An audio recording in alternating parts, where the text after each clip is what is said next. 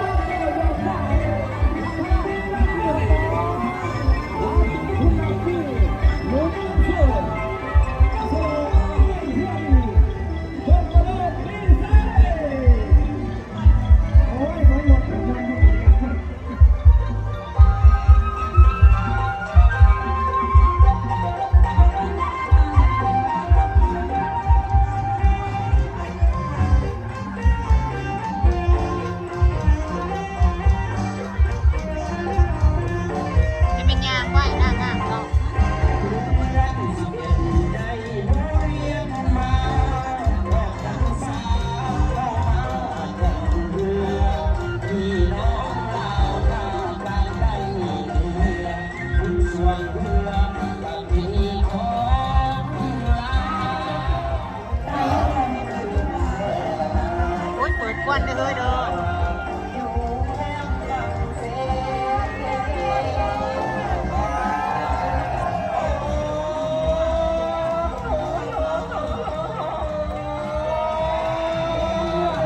ไฟแสงสีไฟแสงสว่าง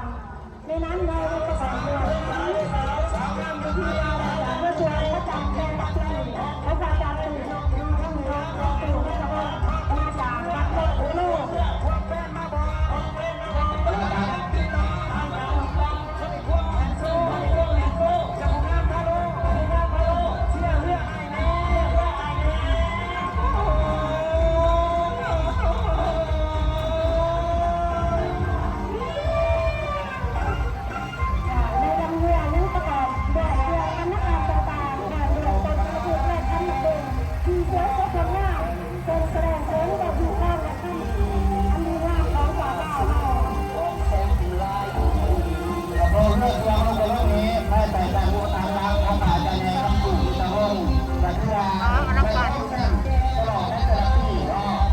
ภาษาเบิ่งมาแล้ว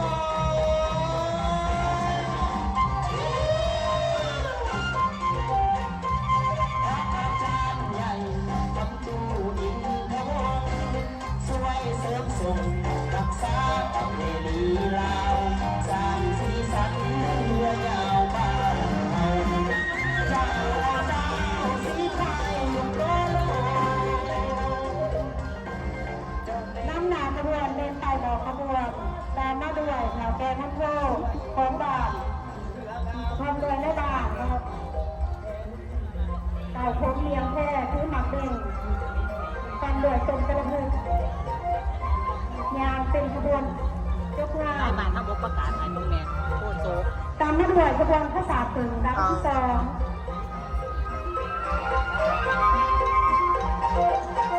คนนำพาโดยอาจารย์พุ่นขนานนั่นสิริคณะบริหารงาน ำและพศของเจ้าที่การรับข้างหน้าแทนคณะนั่งหนาขบวนใต้ดอกขบวนใต้ลมบะใต้ตะกันสีเครื่องยาวเส้นผ่าน12คนอย่างรถเครื่องรวมทั้ง11คน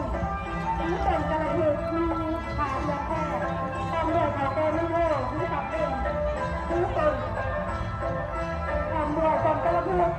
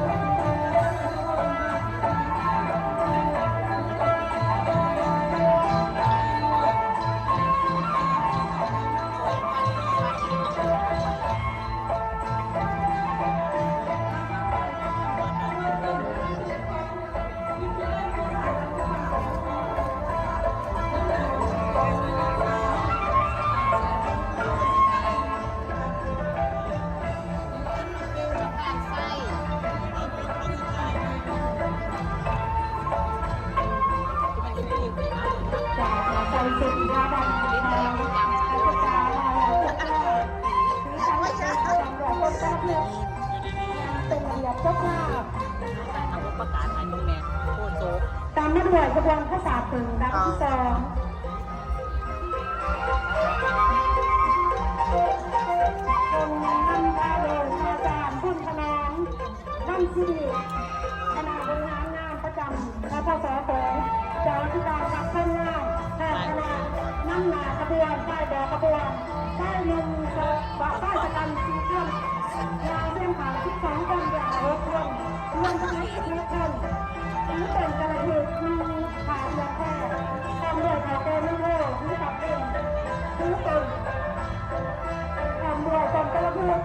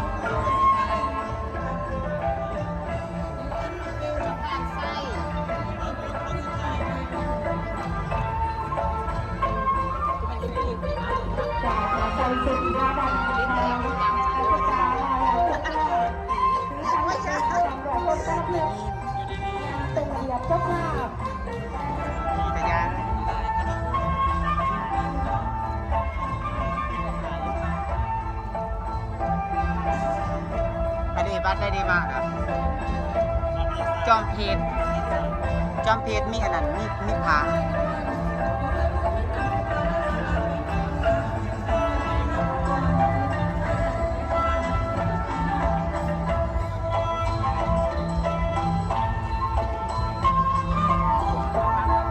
ให้ไปคำชมทีวานำประการที่คุณค่าต่อชีวิตช่วยกันคิดช่วยกันประหยัดการนำเงินเอาชีวิตเพื่อใส่ยาตัดหนึ่งช่วยกันประหยัดนำประหยัดเงิน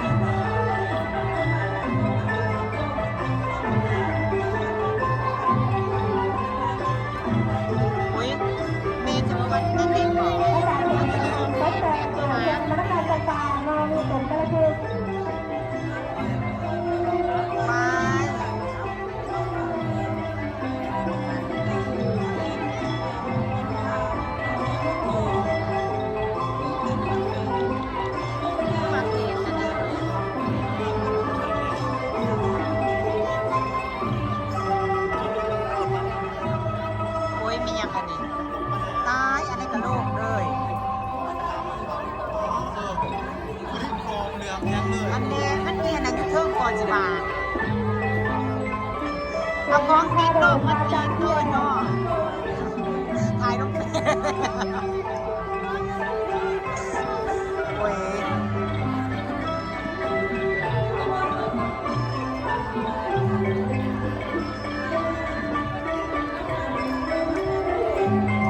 ตายกระบวนตัวนี้งามเลยนี่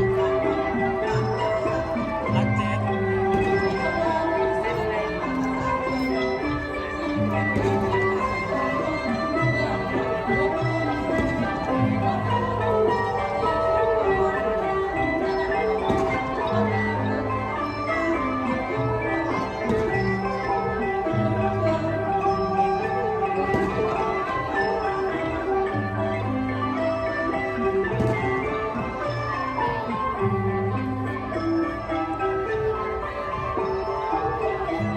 เอาลักเจ็ดกระเลิดเด้อ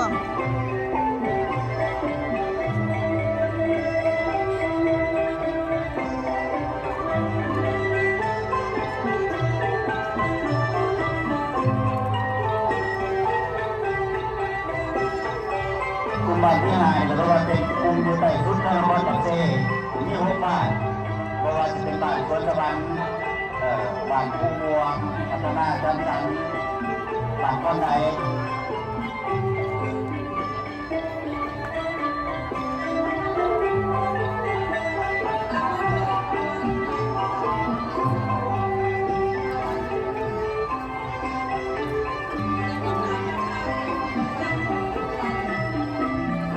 ว่าจะเป็นปวดขาดีกว่านี้เพิ่นเลยอยากก็ไม่เย็นท้องเนาะ อาจารย์ตรงคำรุ่งพระเดชจากวัดที่ลานวัดบ้านกลางพ่อขนาดบ้านลง